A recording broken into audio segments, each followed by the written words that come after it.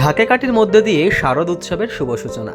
আর বাঙালির শ্রেষ্ঠ উৎসব দুর্গাপুজো মানেই বাঙালির উন্মাদনা কোনো মতেই কম নেই।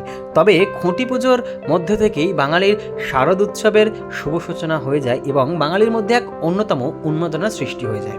বহু জায়গার খুঁটি পুজো হলেও দক্ষিণদাড়ি ইউথসের এবছরের খুঁটি পুজো হয়ে গেল জগন্নাথ দেবের স্নানযাত্রার পূর্ণলগ্নে। তবে এই পূর্ণলগ্নে দাঁড়িয়ে সকালে খুঁটি পুজো হলেও এবছরের তাদের থিম ভাবনা প্রকাশ হয় সন্ধ্যায় সান্ধ্যকালীন সাংস্কৃতিক অনুষ্ঠানের মধ্যে দিয়ে। দক্ষিণদাড়ি ইউথসের এবছরের ভাবনা সিংহ বাহিনী। তবে দর্শকদের জন্য কতটা চমক থাকবে নিশ্চয়ই বুঝে গেছেন সান্ধ্যকালীন অনুষ্ঠান এবং আজকের খুঁটি পুজো ও থিম ভাবনার উন্মোচনের অনুষ্ঠানের মধ্যে থেকেই একটু হলেও আপনারা আভাস পাবেন। তবে এদিনের অনুষ্ঠানে উপস্থিত ছিলেন রাজ্যের মন্ত্রী তথা বিধাননগরের বিধায়ক সুজিত বসু এবং ছিলেন ওয়ার্ডের পৌরপিতা সহ দক্ষিণদাড়ি ইউথসের প্রধান কর্মকর্তা সবার প্রিয় পার্থদা অর্থাৎ পার্থ ভার্মা। তিনি কি বললেন শুনুন।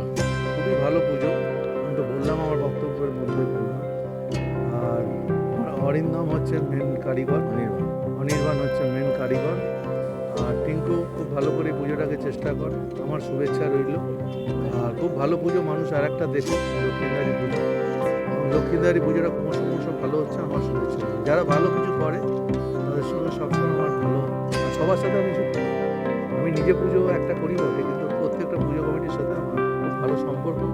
আর আমার বিশ্বাস এই পুজো জুড়ে। এটা আমাদের 24তম বর্ষ। দীর্ঘদিন ধরে পুজোটা হচ্ছে। নিশ্চিতভাবে গত বছর যে আমাদের শিল্পী অনির্বাণ যে জিনিসটা তুলে ধরেছিল, আমাদের এই লোকাল যে থিমটা মৃৎশিল্পের সঙ্গে যুক্ত মানুষদের, সেটা নিশ্চিতভাবে মানুষের ভালো লেগেছে। এটা আমাদের কাছে অত্যন্ত আনন্দের, গর্বের।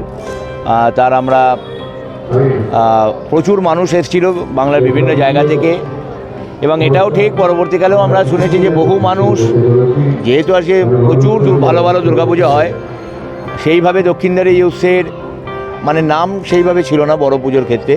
ফলে অনেক মানুষ হয়তো শুনেছে, পরবর্তীকালে শুনেছে যে এখানে একটা এরকম ভালো পুজো হয়েছে, বা হয়তো বিভিন্ন সংবাদ মাধ্যমে তারা দেখেছে। অনেকে আফসোসও করে এখন অবধি যে আমরা যেতে পারিনি। তো আশা করছি এবারও ভালো কিছু হবে। একটা খুব সুন্দর থিম আছে, সিংহ বাহিনী যদি আমরা নাম দিয়েছি, আস্তে আস্তে থিমটা আপনাদের কাছে পরিষ্কার হবে। আশা করি এবারও যেটা করছে শিল্পী অনির্বাণ দাস, এবারে একটা বিশেষ চমক নিশ্চিতভাবে থাকবে। ফারাক তো প্রচুর হয়ে গেছে। দেখুন, মডার্নাইজেশন যেমন হয়েছে, তেমনি কর্পোরেট স্টাইল আজকে পুজো হচ্ছে। বড় পুজো করতে গেলে আপনাকে কর্পোরেট স্টাইল আপনাকে করতেই হবে। তো সেই সাবেকি পুজো আর এই পুজোর মধ্যে ফারাক অনেকটাই আছে। কিন্তু আমি বলি মূল যে বিষয় ভাবনাটা, যে মা দুর্গার আরাধনা করা, সেটা বোধহয় কোথাও আমরা যারা এই পুজোগুলো করি সেটাতে কোথাও বোধহয় খামতি হয়নি। সেটা বিগত দিনেও যেমন নিষ্ঠাভরে পুজো হতো, আজকেও সেই নিষ্ঠাভরে পুজো হয়। হ্যাঁ, এবার উপচারিতা যেগুলো আছে সেগুলোকে আমরা অনেকটা করেছি, কারণ সময়ের সঙ্গে সঙ্গে মানুষ মানে একটা কম্পিটিশানে আমরা পৌঁছে গেছি, কে কত বেশি করে মানুষকে নিজেদের শিল্পকর্ম দেখাতে নিয়ে আসবে।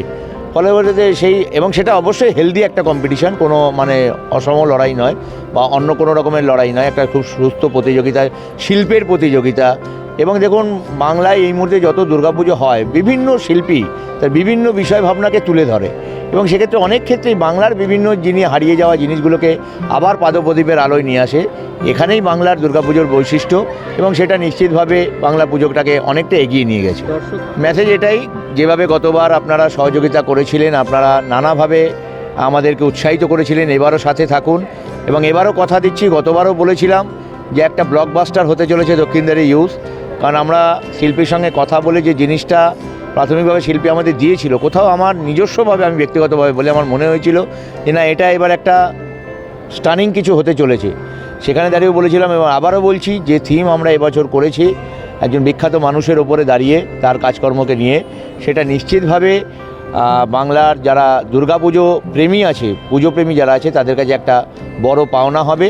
এবং সাধারণ দর্শক যারা রাত জেগে বিভিন্ন জায়গা থেকে এসে, বাংলার বিভিন্ন জায়গা থেকে এসে কলকাতা এবং শহরতলিতে ঠাকুর দেখে, তাদের জন্য একটা দারুণ প্যাকেজ এবারও থাকবে।